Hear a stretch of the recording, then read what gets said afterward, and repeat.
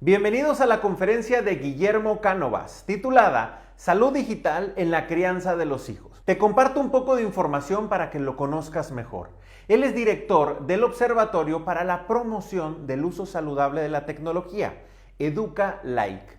Es director del Centro de Seguridad para los Menores en España del Safer Internet Program de la Comisión Europea. Es premio UNICEF, profesor y escritor condecorado con la Cruz de la Orden del Mérito, autor de diversos libros como Cariño, He conectado a los niños y otros.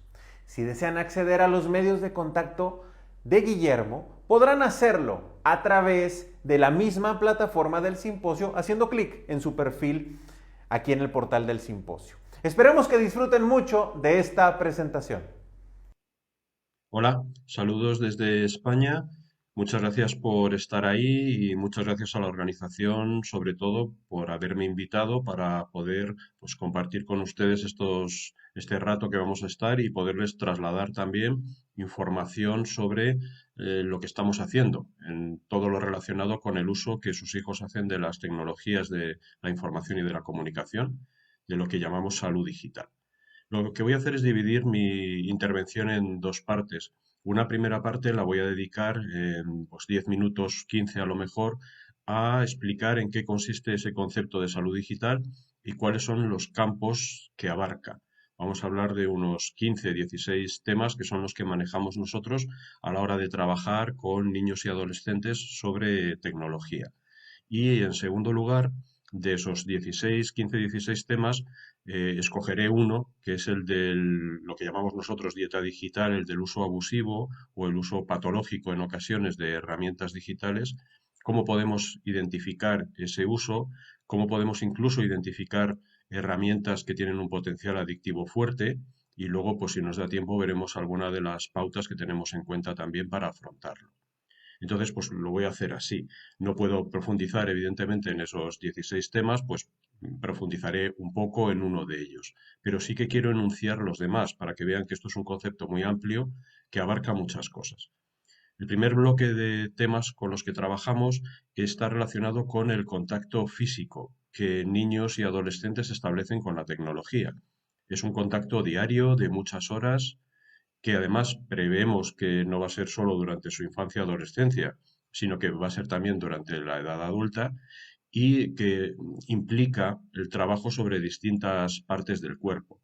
Nosotros trabajamos sobre todo en la prevención de lesiones que se pueden producir especialmente en algunas zonas concretas, por ejemplo en el cuello, cuello y espalda, pero sobre todo en el cuello, debido especialmente a posturas incorrectas a la hora de manejar el móvil o de manejar la tablet, de manejar el celular, ¿no? Normalmente lo utilizamos pues con la cabeza pues agachada, inclinada y hacemos que el cuello tenga que soportar el peso de la cabeza durante horas todos los días. Esto termina provocando lesiones que se observan ya en personas de 19, 20 años.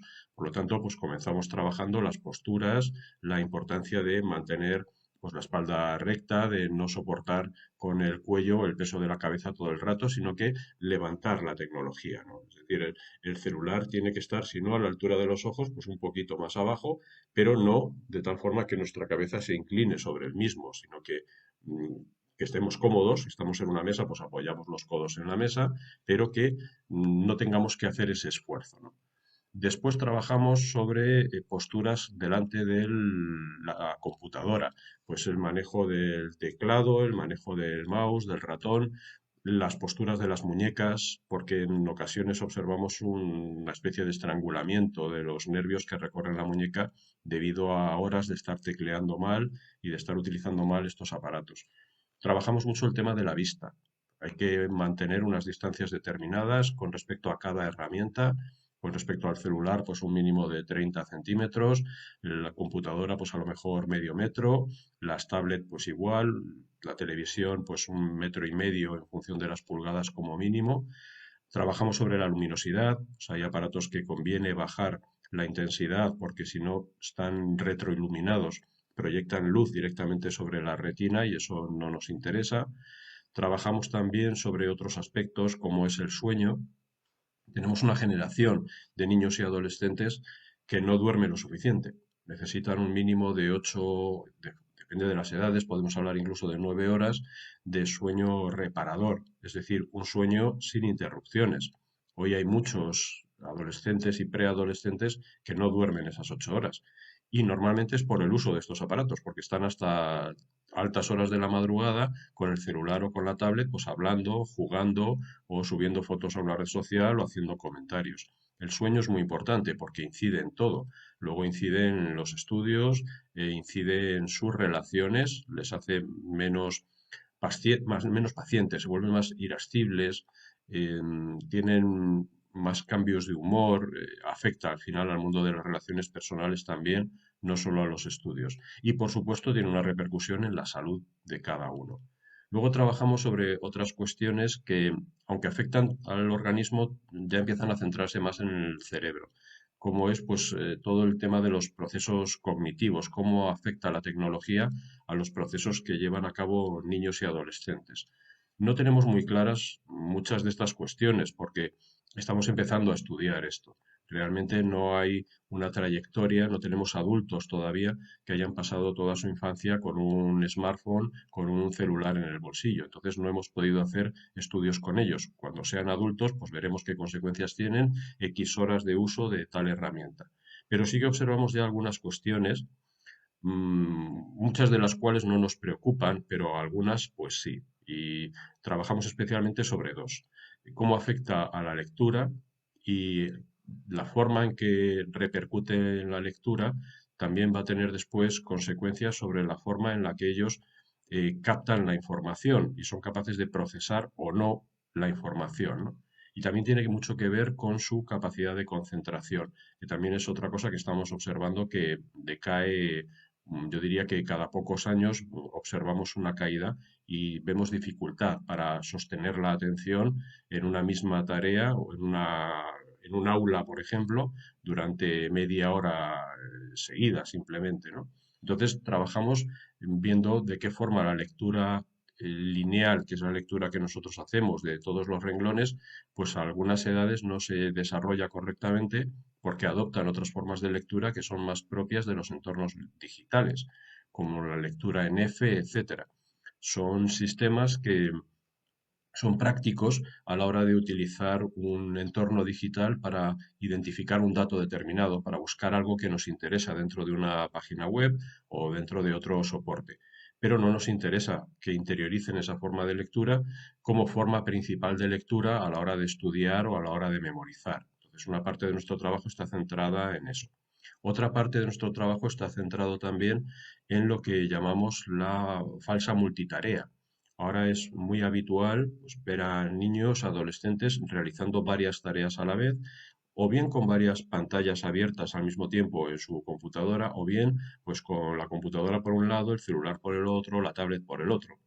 Esto también lo observamos en adultos. Yo creo que la mayor parte de las cosas que trabajamos se podrían trabajar con adultos igualmente, pero bueno, no es nuestro campo de actuación. Esta falsa multitarea tiene una serie de consecuencias, es decir, el creer, el pensar que tú puedes estar haciendo varias cosas a la vez que implican a la misma zona del cerebro, es decir, que puedes estar leyendo los correos electrónicos de tu ordenador al mismo tiempo que estás leyendo los WhatsApp del smartphone, pues tiene sus consecuencias porque no es posible. No podemos leer esas dos cosas a la vez. Lo que se produce realmente no es una multitarea, es una alternancia continua de tareas, de tal forma que al final estás 2 o 3 minutos dedicado a una tarea, 3 o 4 dedicado a otra tarea, 4 o 5 a otra y vas saltando de tarea en tarea. Esto tiene consecuencias y lo sabemos porque se ha estudiado especialmente en el entorno empresarial. Sabemos que se produce una pérdida de tiempo importante porque el cerebro tiene que dedicar un tiempo a reiniciar de nuevo cada tarea una vez que la hemos dejado atrás y que ya considera que no o piensa que no íbamos a volver sobre ella, tiene que volver, tiene que recapitular y tiene que empezar otra vez por donde lo dejó o continuar por donde lo dejó. Al mismo tiempo, al dispersar la atención, se producen muchos más errores durante el trabajo, durante la tarea que estén realizando. Y luego hay otro proceso que es el que más nos preocupa, que es el de sobrecarga cognitiva. Es decir, cuando el cerebro llega a un momento en el que se sobrecarga, entiende que no va a poder trabajar y profundizar en un tema porque va a estar saltando constantemente de un tema a otro, empiezan a trabajar fundamentalmente con memoria a corto plazo, que funciona durante un tiempo, pero que después no les permite recordar la mayor parte de las cosas que han hecho, etcétera, ¿no? Cuando en un aula, yo trabajo en aulas todos los días de muchos colegios, cuando les pregunto a los alumnos qué sucedería si hoy os ponen un examen, os han avisado, una prueba, habéis estudiado, lo habéis preparado, os examináis. ¿Qué pasa si al profesor se le ocurre volver a repetir ese examen dentro de 10 días sin avisar? Pues las respuestas de todos van en la misma línea. Pues es que no aprobaría ninguno. O la mayoría suspendería. El que obtuvo un 8 pues obtendría un 5. El que obtuvo un 6 tendría un 3. Es decir, que se están acostumbrando a trabajar de una forma que no permite realmente guardar la información, no es correcta. Y tienen problemas para concentrarse, tienen problemas para recordar lo que han estudiado o lo que creen que han estudiado, etcétera. Luego hay otro bloque de temas que están centrados en un fenómeno que denominamos infoxicación, que son los problemas derivados del exceso de información. Esta es una generación que tiene el problema opuesto al que hemos tenido todas las generaciones a lo largo de la historia de la humanidad. Nuestro problema siempre ha sido la dificultad para obtener información nueva. Yo cuando tenía que hacer un trabajo en el colegio lo tenía bastante fácil. Me iba al salón de mi casa, cogía la enciclopedia y lo que pusiera en la enciclopedia es lo que yo copiaba y ponía en mi trabajo. Ahora no, ahora se meten en Google, teclean una palabra y se encuentran con 58 millones de enlaces. ¿Qué haces con 58 millones de enlaces? Cuando además Google no organiza la información por orden de importancia. Es decir, nadie dice que los 10 primeros resultados sean mejores que los 10 siguientes. Organiza la información sobre todo atendiendo a criterios de posicionamiento, que no me voy a meter ahora en ese tema, pero en estos criterios no hay una persona que esté dedicada a entrar en un contenido para verificar si la página que yo he creado sobre la historia de Grecia es correcta o estoy diciendo barbaridades sobre la historia de Grecia. Se tienen en cuenta, perdón, otra serie de cuestiones más relacionadas con pues, enlaces a otras páginas, páginas que te enlazan a ti, determinado tipo de palabras que utilizas, etiquetas que has puesto, etcétera. Es decir, son otros parámetros que no tienen que ver realmente con que esa información sea correcta. Entonces, trabajamos con ellos lo que se llaman técnicas de curación de contenidos, es decir, cómo obtener en un buscador la información que yo preciso, y luego técnicas de verificación. ¿Cómo puedo saber si un contenido determinado es más o menos fiable, es más o menos creíble, es relevante o no es relevante? Pues todo eso son técnicas que trabajamos con niños desde el momento en el que empiezan a manejar un buscador y luego con adolescentes. Luego teníamos, o tenemos, perdón, otro grupo de temas que están relacionados con la conectividad móvil, porque observamos que lo que hemos trabajado en realidad antes, hasta ahora, era mucho el trabajo con la computadora, con adolescentes que accedían a partir de los 12, 13 años, ¿no? Ahora no, ahora ha bajado mucho la edad de inicio con la conectividad móvil y empezamos a trabajar ya con niños de 4 o 5 años que ya llevan tiempo conectados a Internet. Hay niños de edades muy tempranas que llevan años utilizando Internet y todavía no han tocado una computadora. Lo hacen pues con el celular de sus padres o lo hacen con la tablet o lo que sea.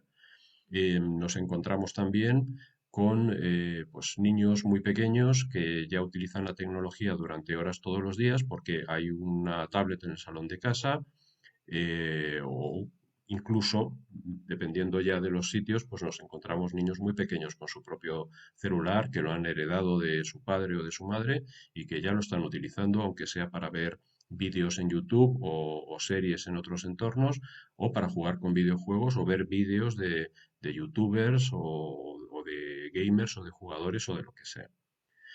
Este tema es un tema muy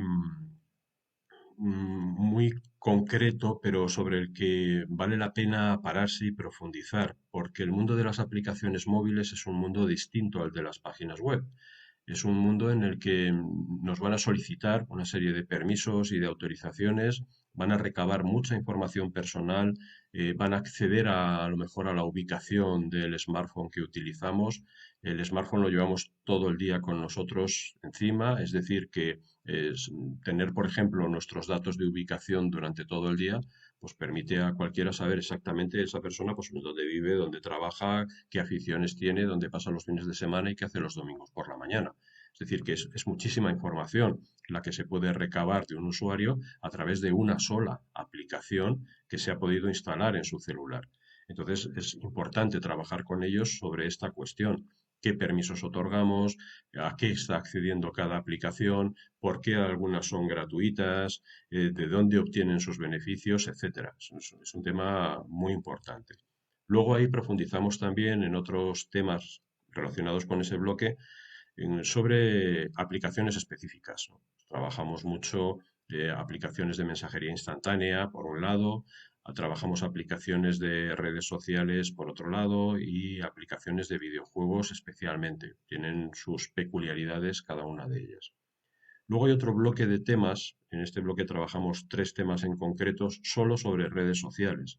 Un bloque está centrado en cómo se va configurando la identidad del adolescente dentro de una red social, qué parámetros tienen en cuenta ellos, en qué cosas se fijan, todo el mundo de los seguidores, de los likes, de los comentarios, etcétera, y cómo se va desarrollando esa identidad dentro de la red social y dentro del grupo en un entorno digital.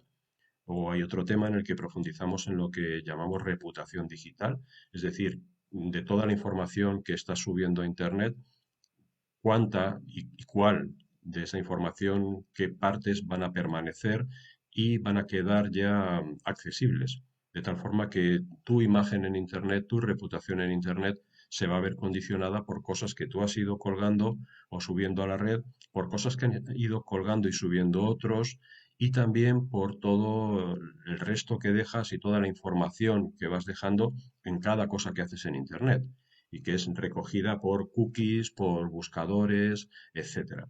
Entonces, pues todo esto va a permitir después a empresas, a universidades, etcétera, pues obtener información sobre alguien antes de que acceda a sus servicios o antes de que realice una entrevista de trabajo o antes de decidir si puede cursar pues una carrera universitaria en tal universidad o no. Es decir, la reputación digital se tiene cada vez más en cuenta en los procesos de selección de todo tipo. Entonces hay que trabajar con los alumnos ya sobre su huella digital, sobre lo que están dejando en Internet que luego puede condicionar su futuro, puede condicionar sus relaciones, puede permitirles o no acceder a un determinado trabajo, etcétera. Y luego también trabajamos en este mismo sentido en qué es lo que hacen las redes sociales con toda esa información. Dónde van a parar esos datos, qué datos se obtienen de una fotografía simplemente, qué podemos llegar a saber, ¿no? Entonces, esto es algo que además a ellos les suele impactar bastante, porque no se esperan que se puedan hacer tantas cosas con unas cuantas fotografías que ellos han subido a una red social. Pero esto es así y tienen que saber cómo funciona y la verdad es que deberían saber cómo funciona antes de tener un perfil en una red social. Pero bueno, pues en ocasiones no llegamos al tema de la prevención, sino que llegamos a trabajar directamente con ellos sobre una cuestión determinada. Luego tenemos otro bloque de temas que están centrados en lo que llamamos situaciones de riesgo. Entonces ahí trabajamos con ellos sobre ciberbullying, el tema del acoso escolar a través de Internet, que además ahora con los confinamientos pues se está disparando porque muchos de ellos pasan la mayor parte del tiempo en casa y entonces pues es en casa donde se establecen también las relaciones con sus compañeros. Por lo tanto, los conflictos se trasladan también al entorno digital y las situaciones de acoso son en su mayor parte ahora ciberacoso y la mayoría de ellos pues no tiene formación o conocimientos como para afrontar una de estas situaciones y en muchos casos nos encontramos con que las familias tampoco, porque desconocen los entornos en los que se producen o no saben cuáles son las opciones de actuación que tienen en una situación de ciberacoso. Trabajamos al mismo tiempo en este bloque sobre todo el tema del acoso sexual a menores también en Internet, lo que llamamos grooming o cibergrooming, el tema del sexting, el hacerse fotografías delante del espejo para mandárselas al novio, a la novia, a un amigo o lo que sea, y la repercusión, las consecuencias que eso puede tener, cómo funcionan o qué situaciones observamos en estos casos. Y luego también trabajamos todo el tema de la seguridad de los propios aparatos. Hoy un virus es un programa que no solamente puede estar desarrollado para un celular o para una tablet, igual que para una computadora, ¿no? Todo el mundo debería llevar un antivirus en su celular o en su tablet.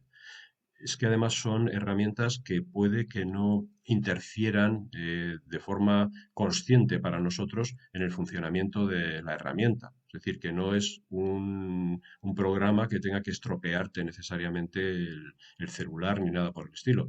Es un programa que va a permitir a otras personas obtener información de tus usuarios, contraseñas que utilizas, acceder a tu galería de fotos, activar tu cámara por remoto, activar el micro, la ubicación de ese aparato, etcétera. Es decir, que la seguridad de nuestros aparatos hoy en día es nuestra propia seguridad y más desde el momento en el que los llevamos encima a todas partes, allá donde vayamos.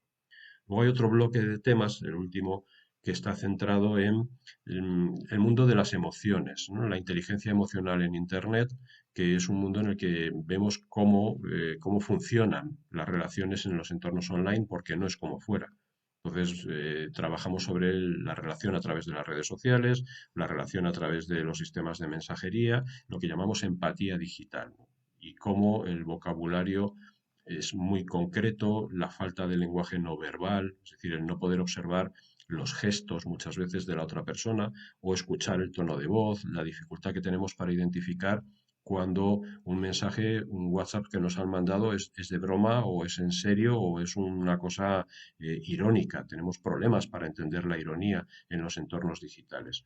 Es decir, que todo ese tipo de cuestiones afectan no solo al mundo emocional del niño o del adolescente en el entorno digital, sino también a la comunicación a todos los niveles. Esto pasa entre adultos también. Problemas que surgen por un correo electrónico.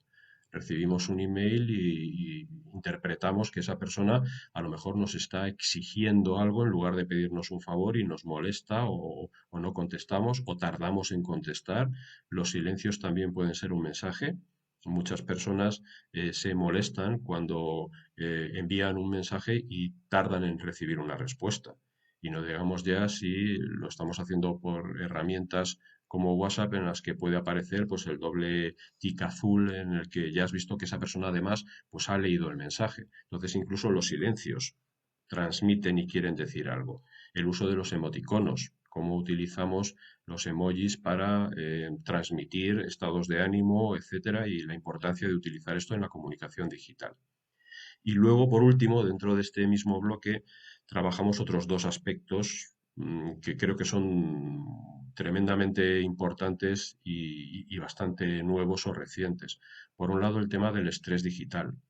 De qué forma niños y adolescentes se ven sometidos a altos niveles de estrés nocivo, como consecuencia de varios fenómenos, desde el fenómeno de la conectividad permanente, el llamado FOMO, la nomofobia, bueno, pues toda una serie de circunstancias a las que pues enseguida les ponemos nombre y que lo que ponen de manifiesto es que niños y adolescentes están sometidos a una presión, a una tensión y a un estrés en los entornos digitales constante que repercute luego en el resto de su vida.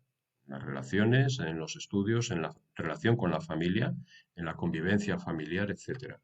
Y el último tema que trabajamos dentro de este bloque es el tema relacionado con la información falsa. Las fake news, los intentos de manipulación a través de Internet, el phishing, etcétera. Pensemos que esto hasta ahora no ha sido un gran problema, porque la mayor parte de la información que circulaba hasta ahora a través de Internet o a través de sistemas de mensajería o de redes sociales era más o menos veraz. Cada vez es menos veraz. Tenemos un problema de aquí a 2 años, calculamos que un porcentaje muy importante de la información que va a circular por Internet, y no digamos de la que va a circular de celular a celular, va a ser falsa. Entonces, un trabajo que van a necesitar llevar a cabo y en el que van a tener que prepararse y entrenarse estos niños y adolescentes es en ser capaces de diferenciar una fake news, una información falsa, de una información que no lo es y acostumbrarse a manejar distintas fuentes en Internet y a verificar también informaciones de las que reciben a través de distintos sistemas o de distintos entornos. Entonces, pues, como pueden ver, el tema de la salud digital es un conjunto de cuestiones que abarcan desde la relación física hasta los trastornos adictivos. No he comentado, pero es en lo que voy a profundizar ahora, ¿no? El tema de la dieta digital. La dieta digital es el concepto que nosotros manejamos para hablar sobre el uso abusivo o sobre el uso patológico, ¿no? Que son dos niveles distintos. Y en ese concepto de dieta digital, pues solemos trabajar sobre tres aspectos. En primer lugar, sobre la prevención, cómo podemos identificar herramientas o entornos con un alto poder adictivo, por llamarlo así directamente, ¿no? Y generar un trastorno de este tipo. Hasta cómo lo identificamos, porque en muchas familias el problema está en ser capaces de identificar un trastorno adictivo y diferenciarlo de un uso abusivo. Tendemos a pensar que esto es una cuestión de tiempo. Si está mucho tiempo, entonces es que puede estar desarrollando una adicción. Si está poco tiempo, pues entonces no. El factor tiempo es un factor interesante a tener en cuenta entre otros 9 criterios más. Es decir, para valorar un trastorno adictivo, nosotros tenemos en cuenta 10 criterios, que me meteré en ellos después, para saber si realmente podemos considerar que ese uso es un uso saludable o es un uso patológico. Y luego, en tercer lugar, pues trabajamos el tema de el afrontamiento, cómo podemos afrontar una situación de un posible desorden de adicción una vez que lo hemos identificado. Bueno, pues decía que el concepto de salud digital abarca todo eso, desde las posturas hasta los desórdenes de adicción, pasando por los problemas de seguridad, por el ciberbullying, por el acoso, metiéndonos en el mundo de la privacidad y de las aplicaciones móviles y de toda la información que sacan, y llegando al tema de la reputación digital, la identidad digital y todo lo que va a quedar, la huella que va a quedar sobre lo que nuestros hijos, sobre lo que nuestras hijas están haciendo en los entornos digitales. Es decir, que es un mundo, un campo extremadamente amplio que nosotros trabajamos en profundidad, pues en colegios, en institutos, en universidades también. Lo trabajamos con alumnos, lo trabajamos también con padres y madres de colegios y de distintos sitios. Y, por supuesto, lo trabajamos también con los profesionales, profesionales de la educación, con profesores, con maestros, y luego, pues normalmente hacemos también formación a profesionales de otros campos, pues como el campo de la medicina, etcétera, porque, bueno, cada vez nos encontramos con más situaciones y más problemas y cuadros diagnósticos que tienen que ver con, pues, la angustia, la ansiedad generada por el estrés digital, en otros casos problemas derivados del bullying, del acoso digital, etcétera. No debemos olvidar que todo lo que sucede en los entornos digitales no es virtual, eh, tiene repercusión en la vida fuera de Internet. Las molestias, los dolores, los insultos, todas las situaciones que se puedan producir en el entorno digital tienen repercusión fuera. Y esto es una cosa que también queremos que niños y adolescentes entiendan bien. Las cosas que pasan no son cosas asépticas, repercuten y además hay responsabilidad. En la mayoría de los países esto ya está legislado, de tal forma que sabemos qué responsabilidad tiene una persona, pues cuando difunde sin autorización las fotografías de sus amigos que son niños, etcétera, o pues las consecuencias que tiene el acoso a través de Internet, etcétera. Entonces, ellos tienen que manejar también un poco los conceptos legales básicos, saber lo que se puede hacer y lo que no, y qué consecuencias tiene en cada sitio el hacer unas cosas o hacer otras. Hay una responsabilidad también en los entornos digitales. Bueno, pues hasta aquí la primera parte. Si les parece, lo que vamos a hacer ahora es profundizar un poco en uno de esos 15-16 temas que nosotros trabajamos, que es el tema de la dieta digital. Entonces, lo que voy a hacer es profundizar un poco en la prevención, primero. ¿Cómo identificamos herramientas que tienen un potencial adictivo fuerte? Si somos capaces de hacerlo, y si además conseguimos enseñar a nuestros hijos a identificar esas herramientas, pues es más fácil que puedan evitar el uso o ser especialmente cautos cuando empiezan a emplear una herramienta que tiene estas características. La primera característica que normalmente desarrollan es la faceta social. Es decir, suelen tener más éxito y un mayor potencial adictivo aquellas herramientas que permiten al adolescente relacionarse con otras personas dentro de la misma herramienta. Los adolescentes necesitan los niños también, pero los adolescentes más todavía, las relaciones personales. Están estableciendo, desarrollando su identidad, necesitan ver qué papel ocupan dentro del grupo, si tienen más o menos éxito, si les es fácil tener amigos, mantenerlos o no, todo el mundo de la pareja también, de la novia, del novio, pues todo esto entra dentro de este campo, ¿no? Entonces, una herramienta que les aísla, una herramienta que no les permite estar con los demás, es una herramienta que va a tener un éxito muy limitado. A lo mejor les va a gustar durante un tiempo, pero se van a terminar cansando de ella. ¿Qué es lo que más éxito tiene? Pues las herramientas que tienen esa faceta social, es decir, que ellos pueden utilizar mientras están con sus amigos o pueden utilizarla al mismo tiempo que están con sus amigos o pueden incluso conocer gente a través de esa herramienta. Entonces, la faceta social es muy importante. En segundo lugar, son herramientas que suelen tener o generar eso que llamamos alivio emocional. Es decir, que ofrecen un entorno distinto al cotidiano que te permite evadirte. Entonces, hay niños, hay adolescentes que cuando llegan a su casa después de un día pues de exámenes o de algún problema que han tenido, de estudiar o lo que sea, lo primero que piensan es, pues voy a coger la tablet o voy a coger la videoconsola o voy a coger no sé qué, y se meten entonces en un mundo en el que el resto de los problemas y de las situaciones cotidianas pues han desaparecido. Entonces tienden a utilizar esa herramienta como una forma de obtener eso que llamamos alivio emocional. Esto genera después una dependencia. Es como lo que le pasa a los bebés con los chupetes. Nosotros podemos acostumbrar a un bebé a calmarse cuando tiene miedo, cuando se siente solo o cuando tiene hambre con un chupete. El problema está cuando llega el momento de retirárselo, porque entonces inevitablemente ya se ha generado ahí una dependencia y va a pensar que si no lo tiene, pues se va a sentir mal. Pues esto es lo que nos encontramos con muchos otros niños y adolescentes, que al final dependen de una herramienta para evadirse, para romper con el resto de situaciones o para desarrollar ese alivio emocional. Después son herramientas que nos permiten competir. A nosotros nos gusta la competencia, por lo menos en la mayor parte de los entornos esto se aprovecha, ¿no?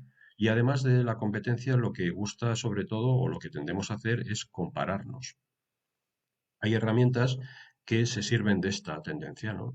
De saber que estamos siempre pendientes de lo que hacen los demás, de lo que tienen los demás, etcétera. Esto en un adolescente se ve rápidamente cuando dos o tres amigos empiezan a llevar una marca determinada en su sudadera o el jersey o la camisa que utilicen o en las zapatillas deportivas que utilicen, pues al poco tiempo muchos de sus amigos quieren llevar también esa misma marca, ¿no?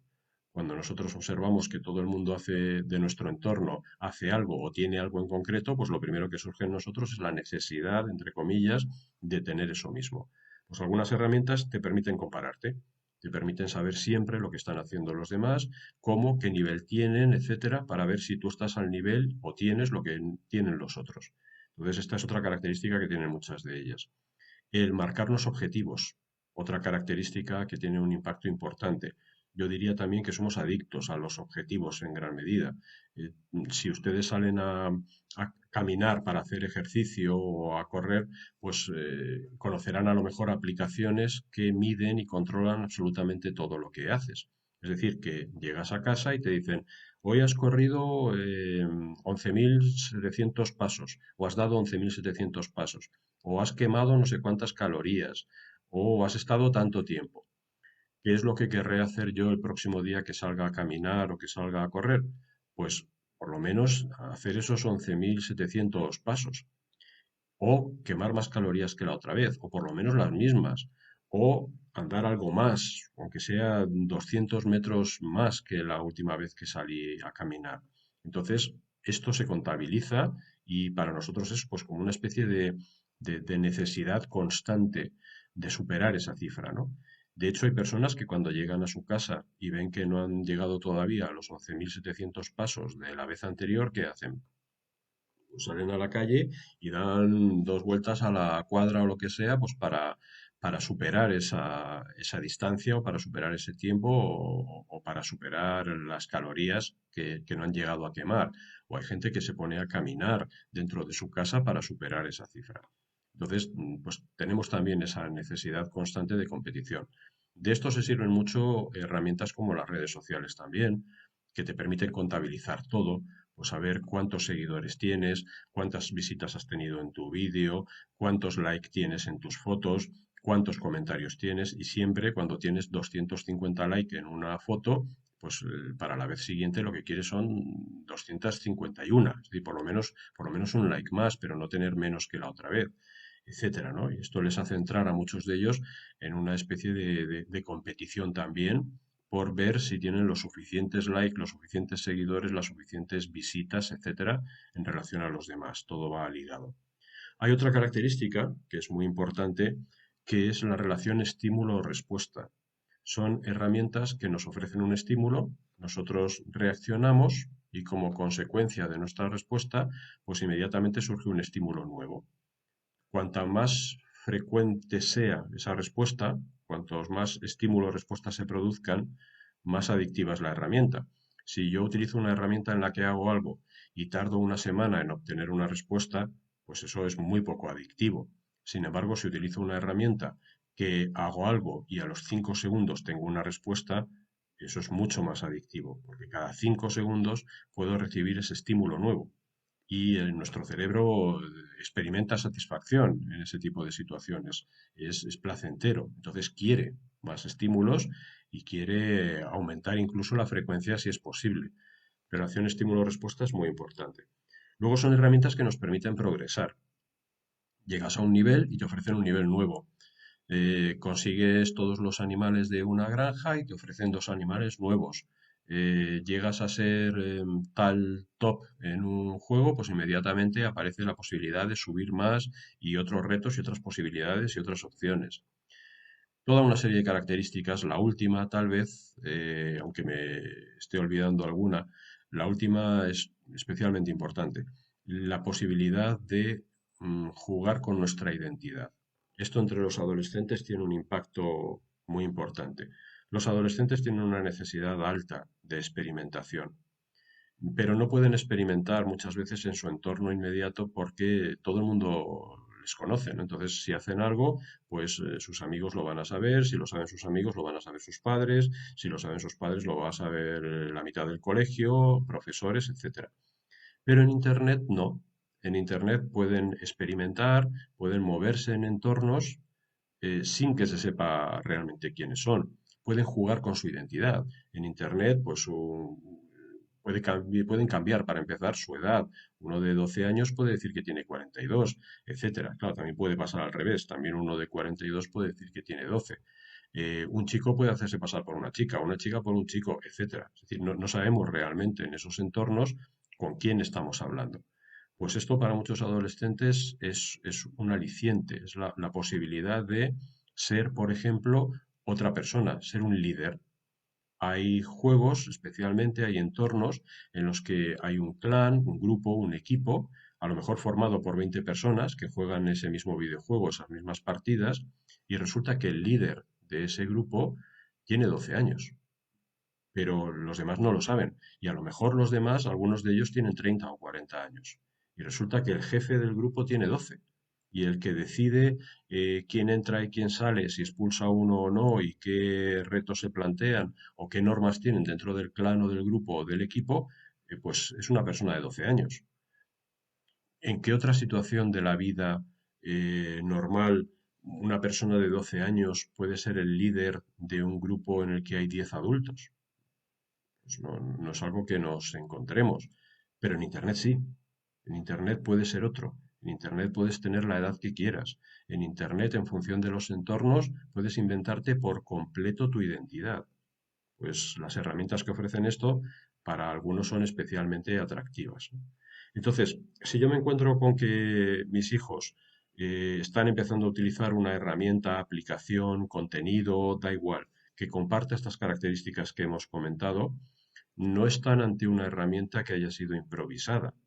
Están ante una herramienta muy bien pensada, muy bien concebida, con un objetivo, fidelizar, es decir, conseguir que tú no puedas dejar esa herramienta. Es más, conseguir que ni tan siquiera te plantees la posibilidad de dejar esa herramienta.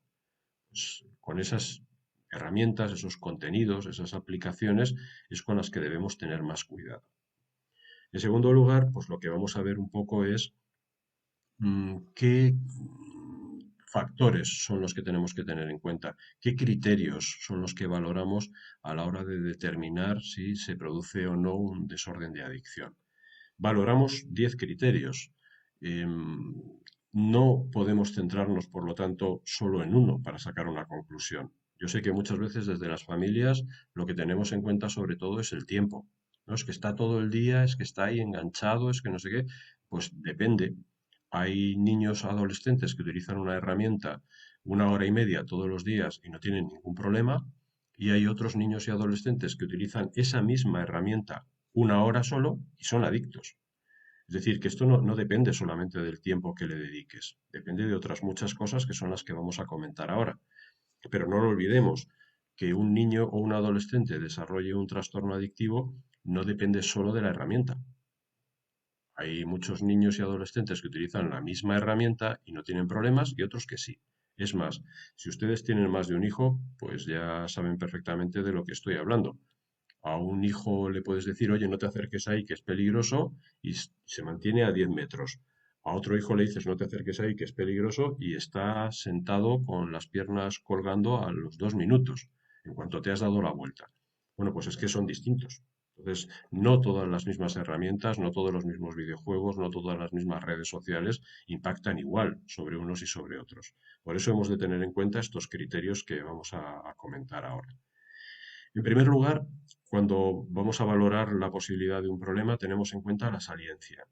¿Qué es la saliencia? Pues es el nivel de protagonismo que tiene esa herramienta en la vida de ese niño o de ese adolescente. Si para él es muy importante, si siempre está con ese tema, es su principal tema de conversación, lo tiene presente a todas horas, tiene un papel de protagonismo en su vida, pues en su habitación pues tiene pósters, tiene carteles, sus prendas de vestir tienen que ver con esa herramienta también, los dibujos que hace, etcétera.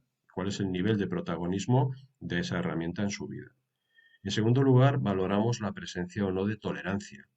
Decimos que algo genera tolerancia cuando, a medida que te acostumbras a consumirlo o a utilizarlo, cada vez notas menos sus efectos inmediatos. Es decir, ya no experimentas la misma satisfacción que al principio. La reacción en muchas personas en ese caso suele ser aumentar la dosis. Esto lo vemos en sustancias, claramente, como por ejemplo en el alcohol, que es lo que le pasa a una persona que no bebe alcohol cuando consume su primera copa, pues que nota al cabo de unos minutos una serie de efectos. Pero si consume una copa de alcohol con regularidad, llega un momento en el que no experimenta casi nada. ¿Qué hace entonces? Pues se toma dos. Y después de dos, pues tres. Entonces va subiendo la dosis. Bueno, pues en este tipo de adicciones digitales, adicciones relativas a la conducta, no a sustancias, nos encontramos también con la tolerancia. Pues llega un momento en el que esta herramienta o este contenido ya no me satisface como antes, entonces lo que busco es aumentar el nivel, subir la dosis, buscar algo más fuerte o utilizar esta herramienta de otra manera, ¿no? Eso va a obligar a subir la dosis. En tercer lugar, valoramos también la aparición de situaciones en las que se observa que modifica el humor del niño o del adolescente. Si esa herramienta es capaz de hacer que estés de mejor humor o es capaz de hacer que estés de peor humor en función de que la uses más o la uses menos o esté más disponible o menos disponible, pues también es que tiene un impacto, tiene un efecto sobre ti importante. Valoramos el uso compulsivo. ¿Utilizan la herramienta siempre que tienen un momento o no? Quedan 10 minutos para comer y decimos, oye, no te pongas con nada, que no te líes, que dentro de 10 minutos comemos. No, bueno, pero me quedan 10 minutos, ¿no? Pues 10 minutos que aprovecho y me conecto a la videoconsola, a la red social o lo que sea. Oye, que dentro de media hora salimos a la calle. Bueno, pues me queda media hora, pues media hora que aprovecho para lo que sea. Es decir, si cada vez que tienen un momento, lo primero que hacen es acudir a esa herramienta o no. Eso lo llamamos uso compulsivo, ¿no? Anticipación.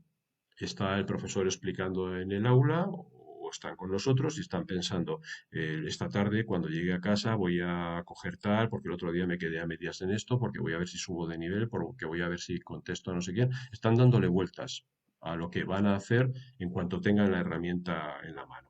prevén y viven una buena parte del tiempo esperando a que llegue a producirse ese momento, ¿no? Autocontrol, eh, pérdida de control en el uso. Tienen un examen mañana, miran el reloj y dicen, bueno, me quedan 4 horas para la cena, pues me da tiempo a repasármelo. Bueno, venga, pues me pongo un ratito con esto y luego ya estudio, venga, media hora solo.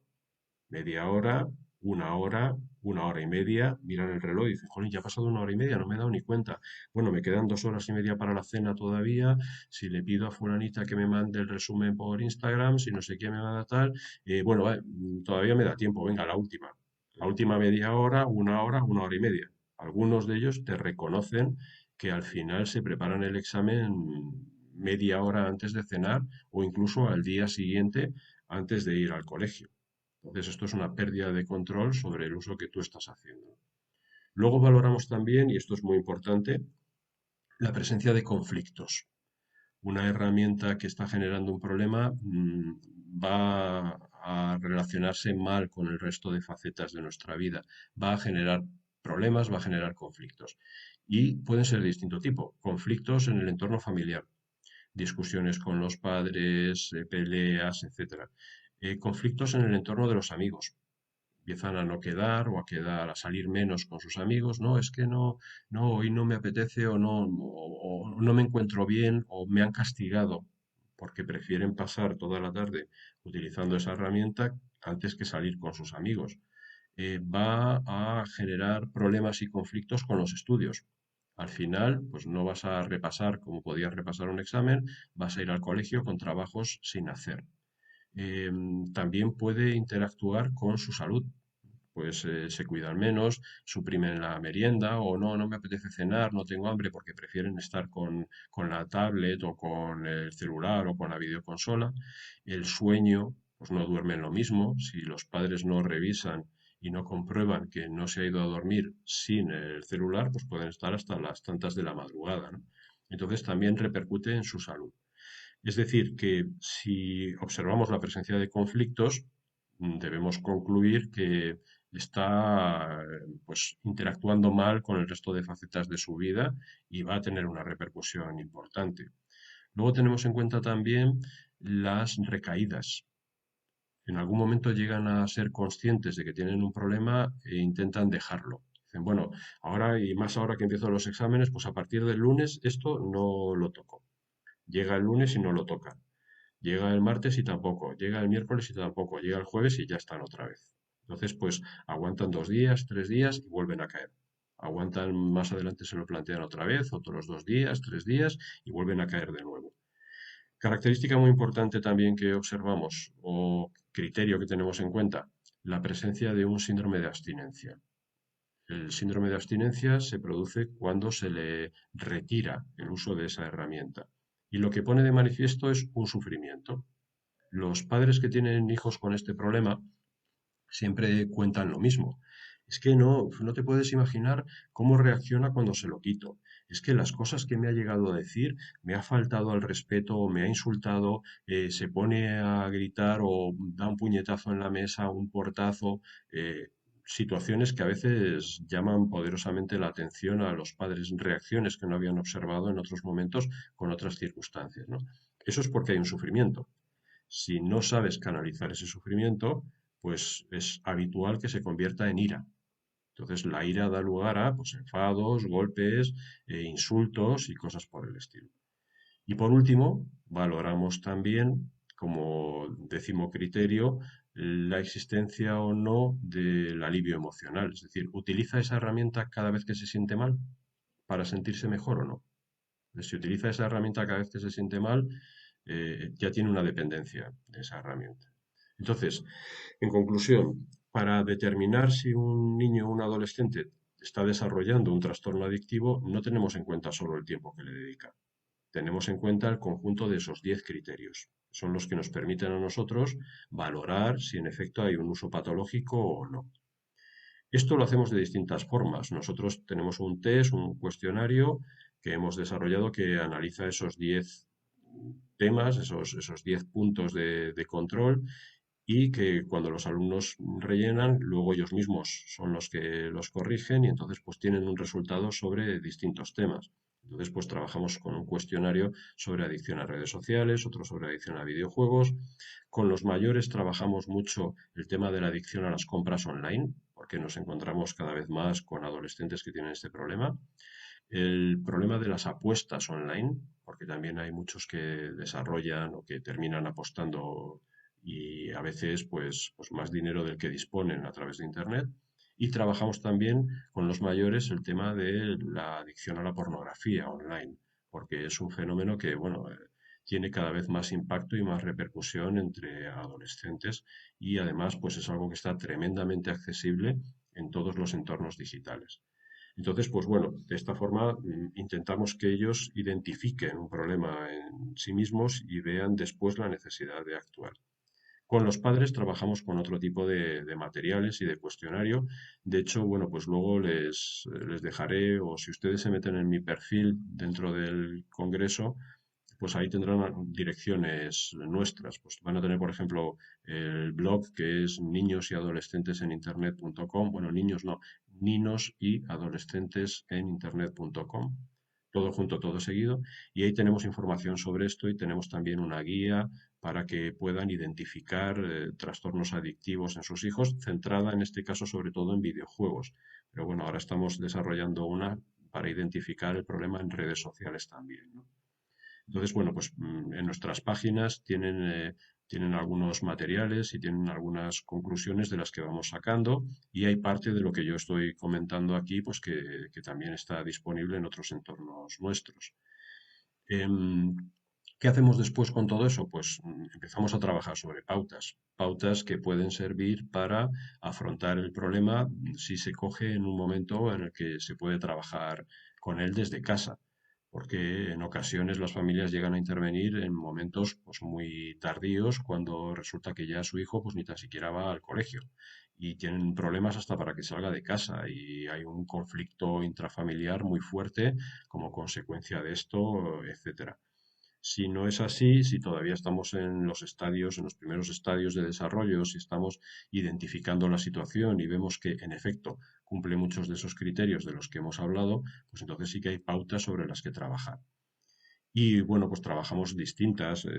Para empezar, la modificación de las costumbres del niño. Sabemos que las adicciones suelen estar muy relacionadas con momentos del día. Entonces, primero identificamos esos momentos y a partir de ahí trabajamos cambiando lo que sucede en ese momento. Es decir, no prohibimos o no eliminamos en la mayoría de los casos la herramienta de forma radical, sino que intentamos que pueda hacer un uso saludable porque van a tener que hacer un uso de la tecnología toda su vida. Entonces lo que intentamos es que aprendan a regularlo, regular ese uso. Luego trabajamos sobre la planificación de pequeñas metas asequibles, plantear el utilizar una herramienta 1 hora y media al día, plantear el no utilizarla nada, es decir, pasar de 1 hora y media o dos a cero, pues es bastante difícil. Entonces, muchas veces trabajamos con pequeñas metas fáciles de alcanzar que generan satisfacción, que generan una cierta autoconfianza, que les dan sensación de control sobre la herramienta y vamos bajando poco a poco el uso. Luego utilizamos también sistemas que nos permite la propia tecnología, los propios celulares, las propias tablets, tienen en estos dispositivos una zona que es la zona de control de tiempo. Se llama de distintas formas en función de los aparatos que utilicen, ¿no?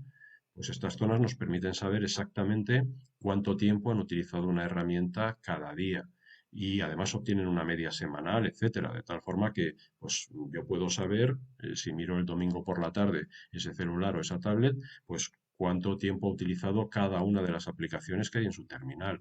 Entonces es mucho más fácil sentarse después a hablar sobre el tema y decir, mira, es que estás utilizando esta herramienta 17, 19 horas a la semana. O sea, y no es que me lo inventé yo, no es que yo esté todo el día pensando en esto, es que resulta que lo pone aquí y tu celular no se equivoca. Y si dice que has estado esta semana 18 horas con esta aplicación, es que has estado 18 horas.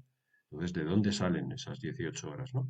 Ahí sí que tenemos el tiempo en cuenta como un elemento que nos permite identificar la aplicación que está generando más problemas. Luego creamos también listas de aspectos que se han ido modificando en su vida para que ellos sean conscientes de la repercusión que ha tenido. Establecemos lo que se llaman interruptores, sistemas que les permitan recuperar la sensación de paso del tiempo, porque un problema que desarrollan junto al trastorno adictivo suele ser la atemporalidad, es decir, pierden la noción del tiempo. No, no es que mientan necesariamente, te dicen que llevan media hora, a lo mejor llevan una hora y media, pero no son conscientes. Hace tiempo que han perdido la sensación de paso del tiempo con esa herramienta en concreto. Necesitamos que la recuperen. Entonces, pues utilizamos estrategias para eso. Es decir, hay todo un abanico de pautas que podemos tener en cuenta. Nos preocupa especialmente si la están utilizando porque responda a algún tipo de necesidad vital. Nosotros tenemos una serie de necesidades básicas, pues, por ejemplo, una necesidad además muy visible en los adolescentes es la necesidad de relación. Necesitan relacionarse con los demás, ver cuál es su papel dentro del grupo, etcétera. Algunos están utilizando herramientas de este tipo para poder relacionarse con otros, ¿no? En otros casos, lo que observamos es que responde a la necesidad de competencia. Todos necesitamos sentirnos competentes, sentir que somos capaces de afrontar las situaciones que va planteando la vida. Algunos que no tienen facilidad para afrontar otras situaciones cotidianas o los estudios en el colegio, cosas por el estilo, a veces encuentran en Internet entornos donde ellos destacan y donde se convierten en líderes o donde otros acuden a ellos para preguntarles cosas. Luego tenemos también pues la necesidad de autosuficiencia, de llegar a ser autónomos, ¿no? Llegar a ser independientes. Entonces, a veces hay que estudiar a cuál de esas necesidades responde en ese niño o en ese adolescente la necesidad de utilizar esa herramienta en concreto. Y a partir de ahí trabajamos. Bueno, todo esto lo tienen ustedes, sobre todo hemos desarrollado hace un par de semanas una guía para trabajar sobre estos aspectos desde la familia, ¿no? En primer lugar, para identificarlo, hemos hecho un test de observación para que los padres puedan identificar el problema en casa, las pautas a poner en práctica en un primer momento y también todo el tema de la prevención, de cómo identificamos una herramienta antes de que su uso se haya asentado en las pautas de ocio, en las costumbres de ocio de un niño o de un adolescente determinado. Y bueno, y sobre el resto de los temas, pues también tenemos información en nuestras páginas, ¿no? Sobre todo en niños y adolescentes en internet.com, tienen mi perfil de Twitter también, yo ahí cuelgo también enlaces a las cosas que hacemos y tienen otras páginas nuestras, pues eso lo van a encontrar en mi perfil. Y nada más, yo creo que ya pues me he extendido, me han pedido que fuera concreto, espero haberlo sido, creo que bueno, les he permitido tener una imagen de conjunto de qué aspectos supone la salud digital. Como pueden ver, son muy amplios, no es solamente trabajar sobre adicciones o trabajar sobre ciberacoso, son muchas más cosas que tienen que ver con el día a día, la información falsa, etcétera. Y luego, bueno, pues hemos profundizado un poco en una de ellas, porque creo que el tema de los trastornos adictivos está preocupando especialmente. Yo ahora mismo identifico dos problemas que están disparándose y que están preocupando mucho a las familias por los confinamientos, ¿no? Por el tema del COVID y demás, que es el desarrollo de los trastornos adictivos. Son muchas horas sin salir de casa, muchas horas delante de las pantallas, muchas horas utilizando herramientas de este tipo. Algunos de ellos puede que empiecen a establecer dinámicas que antes no habían desarrollado, pero que ahora pues ya están interiorizando y que les pueden llevar a desarrollar el problema. Y luego el tema del ciberbullying, pues es también el segundo problema que se está disparando y también estamos trabajando sobre un material específico sobre ciberbullying, porque vemos que las familias están bastante perdidas en este sentido y no saben cómo se reacciona o cómo se debe actuar y sobre todo también cómo no se debe actuar en una situación de ciberacoso. Y con niños y adolescentes pasa igual. Desarrollamos vídeos, desarrollamos otras herramientas, también las tienen en nuestros canales y bueno, pues nada más, pues nos tienen a su disposición por si podemos serles de ayuda en algo, sobre todo en lo relativo a prevención, a formación, etcétera, etcétera. Reitero mi agradecimiento a la organización del Congreso y a ustedes por estar ahí, por haberme escuchado y pues saludos cordiales desde España. Muchas gracias.